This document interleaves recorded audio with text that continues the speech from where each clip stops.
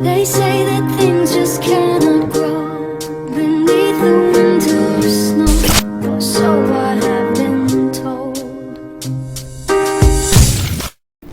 Hello everyone, it's me, Krion. So today I'm going to be doing something like a first look gameplay of Path of Exile, which is a game that is currently in closed beta. It is a game published by Grinding Gear Entertainment. I think that's what the company is, and they're basically an indie company. This game is going to come out in August, and it is going to be free to play. But for the moment, it is currently in closed beta. The only way you can play it is if you actually buy a beta key, which is anywhere from $10. $10 is just a regular, you get a beta key, up until 100, and it's basically a supporter system. That's how it works. Supporter system in which you can pay as much as you want. You get some cool stuff like a kiwi bird and just pets and stuff like that.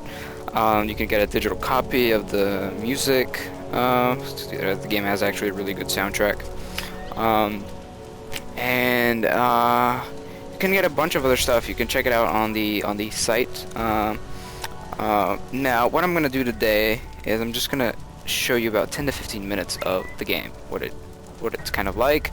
It's a lot like Diablo 2. It is basically a dungeon crawler RPG. Basically a Diablo with better graphics, and you know, of course, the skill system works differently. Just potions, the trading system. Trading system is actually something I can show you. Now this here actually is the starting area. This is sort of the city for Act 1, which is the act that I'm in right now. You have waypoints. This is actually waypoints are used for you to teleport to certain places. But this is basically like a HUD, and the game is online. It's massively multiplayer, so you have to play with other people. When you go to your territories, you're all alone unless you're in a party. So it kind of works like Guild Wars 1, that sort of system. If any of you know what Guild Wars 1 was like. A lot of instance-based. Now, this is an interesting thing. There's no currency in this game. Everything is trade based on actual trade. The game functions like that, which I really like, to be honest. Now, let me see if I can exactly demonstrate what I mean. So, alternations shards, these are actually things that Nessa, the trader in this case, would offer you for or actually let me just unequip and put this here.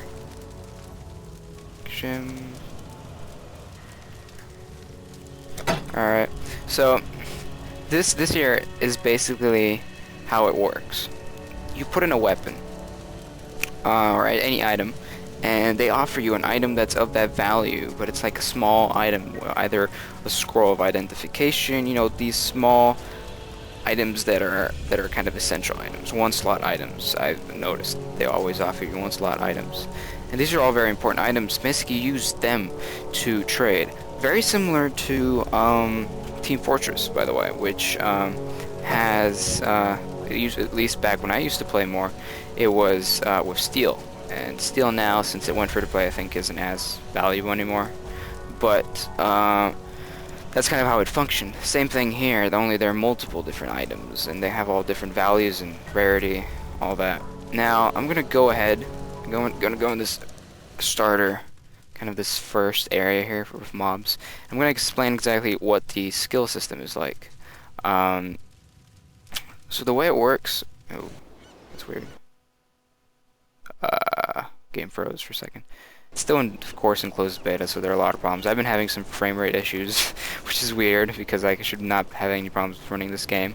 But I really don't mind it that much, having to survive through the Guild Wars with the terrible lag that I had there during the closed beta. Oh, for those of you who don't know, I pre-purchased the deluxe edition for Guild Wars, so I am going to, when it comes out, be doing extensive guides and reviews on content. So you see that it just drops regular items, This is actually nice. Maybe let me check. I actually have really good items right now, even though I'm like what, level 5? And max level is like 90. I don't even know if there's like a people basically have been racing. That's kind of the ranked system here, where people have just been basically racing to see how fast they can get to max level. There is PvP right now. There's a system where you can go into someone's dungeon, someone's instance. Of course, I think you need to enable this, but you can go into a dungeon and someone can come into your dungeon and basically kill you, or you can go in and kill him, and you can take all his items. So it's pretty hardcore. This game is in a way a hardcore Torchlight and Diablo. It's harder than pretty much both of those games. Now Diablo 2 I played a little bit, and Nevo actually, who's right now doing a playthrough of Diablo 1, you can see that it has that same kind of feel as those games. It's kind of hard. A lot of the decisions that you make, it goes into a lot of depth. Speaking of depth, the skill system, which is interesting. The skills are always equipped to your items in your inventory. So as you can see here, like I would have Freezing Pulse. This is a little skill, which is in fact this skill, right? And I put it to this item, and it levels up. It gets XP, so it levels up and gets stronger. That's how it works. And you can put those skills here in this little bar, QWERT. You can have 5 skills. Now, this is not even the most amazing thing about this. I actually really like, let me just say this, I like there being fewer skills. I've always liked games with fewer skills. I like that a lot. I think that kind of started becoming more popular through MOBAs, League of Legends, and Han, and Dota. But this is what's more interesting actually about this whole thing. So these are also skills. These are passive skills though. The way the passive skills work, it's a little intimidating, but it's this huge. You have this huge spectrum. You can basically, that's why it's called Path of Exile. From what I heard, that's kind of where this whole thing comes from. That you start off from a certain profession, right? You have the 6 professions here, and then you branch off to something completely different. You can make a rogue-ish character like mine, who's a shadow, which is sort of the rogue, sort of dexterity, speed character, and make him into a summoner, like necromancer or something like that. You can, as you can see, you can branch off from here and go on to all these intelligence little points. They all stack up, right? And they all lead you to the next step until you get to something crazy. These bigger points here, these are sort of the bigger, that kind of like I like to call them checkpoint skills, where after a certain amount of progress you get to this skill. It gets more it shows kind of how much progress you've exactly made. It's a little bit more, also has a larger effect when you pick one of these on your character. Unlike these are still noticeable as you play. You're going to start feeling these, but these are sort of these skills have more substance behind them. And this system gets really complicated. The way I'm trying to make my character, though, I was trying to make him more, I'm just trying to go through the traditional route. I don't want to go through anything crazy, because I am afraid that it might lead me to having this character who's just absolutely worthless, because he's like a magician, a rogue, and all those things at the same time, and I feel like he's not going to be good at any of those. What I've heard, though, is that it's not like that. Everything does matter, in fact, so you can't really make a mistake in the game, which is I think it's great, and I hope that it is that way, but I'm still not trying to take any risks at this point. In further videos, I might try to do something like that. Well, let me try to get up here. Enough talking. Let me try to get to the actual next part of this map.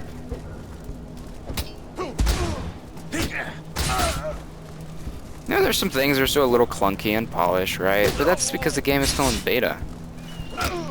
They are doing so many things, though. And they're going, I think that they're trying to go through to make it competitive as well, adding a competitive mode. I think that would also make this game a little bit, it would add a reason for people why to play it even more. Because at this point, Torchlight 2, we all know pretty much that it's not going to have PvP. At least there's no PvP at launch. Same thing goes for Diablo 3. You know, they're saying they're going to add PvP, but we don't really know if that's ever going to happen, or if it does, how good it's going to be.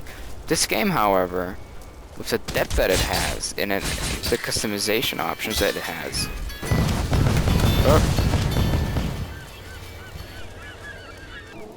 Alright, so I actually just got a phone call. Someone asking me about E3, surprisingly enough. E3, about the rumors about there being a new Xbox coming out, which I feel like there is not really. But that's a boss, mini boss, sort of. There have been rumors apparently that there's going to be a new Xbox. I don't think so. Maybe next year. I think that definitely next year, the new console.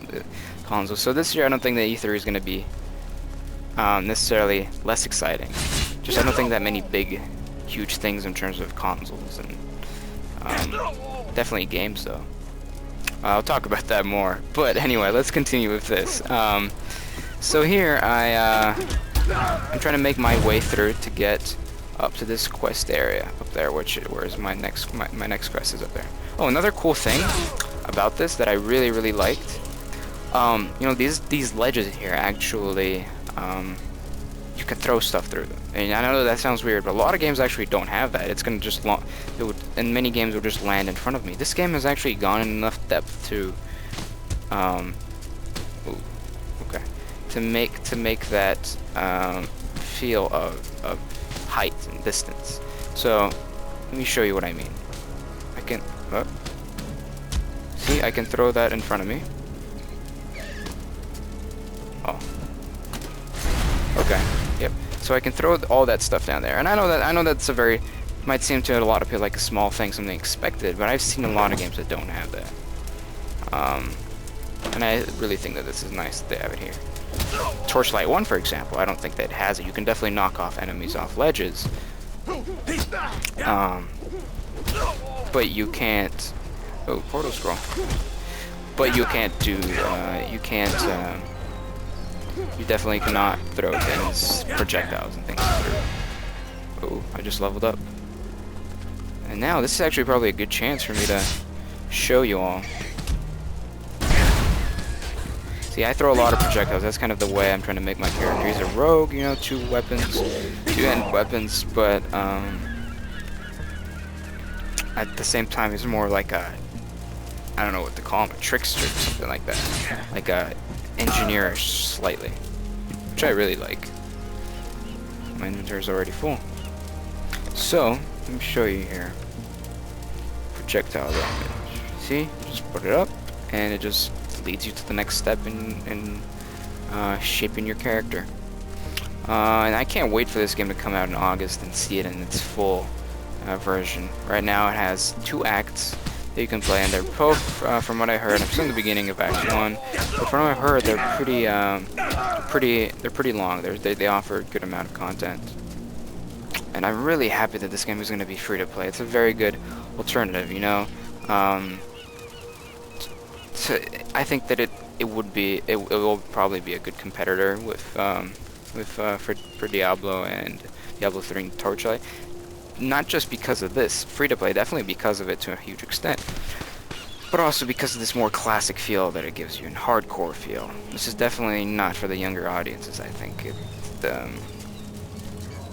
I think that definitely had to even think that if I went into this game several years ago, I would have not understood it at all.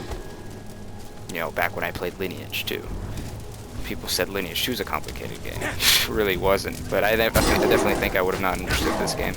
I would have probably had to go through several bad characters. Those of you who remember Silk Road, also, another game where customization could really, if you take one wrong step, it could really mess your character up. Well, this is another cool thing, the map. You can have that Diablo 1, 2 sort of map, which I think that Diablo 3 does not have, which is sort of weird. In a way, this game is more Diablo than Diablo itself. I definitely have to fix my frame rate issues, though.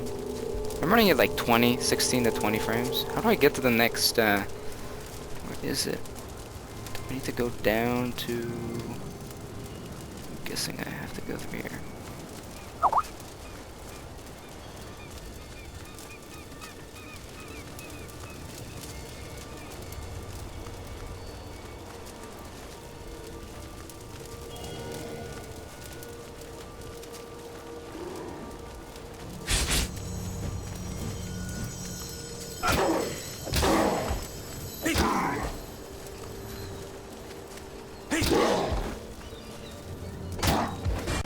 Okay. And I don't think I'll be able to get to the dungeons in this video. I'll definitely do it in another. Dungeons though look amazing. The amount of detail that they put, the feel, just the sense of environment is amazing. I'm using the word amazing a lot, but I definitely really did not expect this from this game. I had about 19 bucks on actually a card. I was wondering what to get. I really wanted to get Torchlight 2, repurchase it, and then I thought a little bit about it. You know, I thought,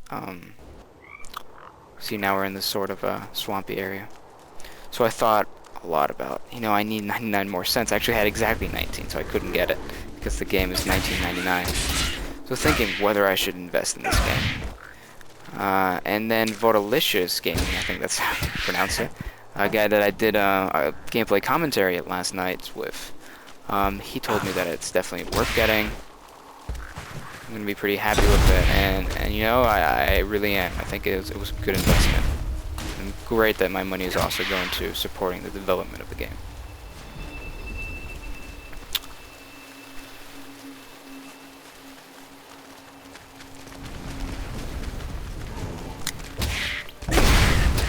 What you can expect though, guys, in the next several days, you know, E3 is coming up. It's actually already here. So I'm going to be doing some blogs talking about news that came out and just sharing my opinion about it and just letting all you guys know who haven't gotten a chance to, you know, follow the news. What exactly is going on. So I'm going to be doing that. Guild Wars 2 next weekend when the beta comes out. You know, the next closed beta. And definitely this. People like this and really want to see more. And I'm definitely going to continue doing more. I'm definitely going to do several more videos, but if people like it, I can continue even more, so just depending on what people really want to see. And then eventually, when the game comes out, I'm going to do a guide, maybe. Oh boy.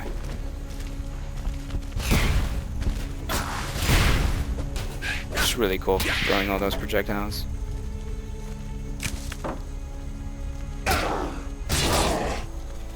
So I think I won't be able to get to the next stage.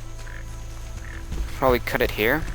And I'll do another video in the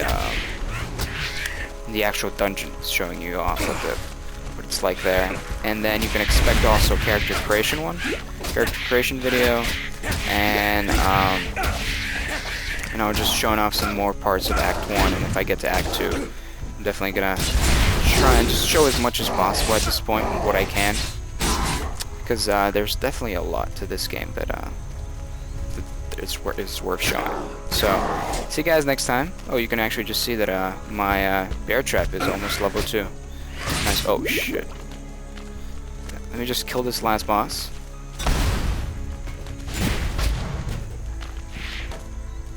Oh boy, it's not good.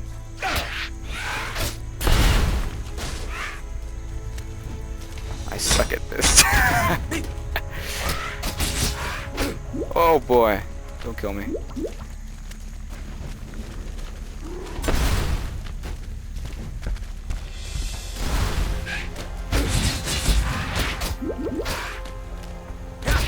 See, there's a little bit of delay when I'm trying to hit him right now with the fire traps. There's definitely a little bit. Maybe it's the lag. I don't know. Yay! All right, that was. I guess that's a wrap, guys. I'll see you guys next time. Adios.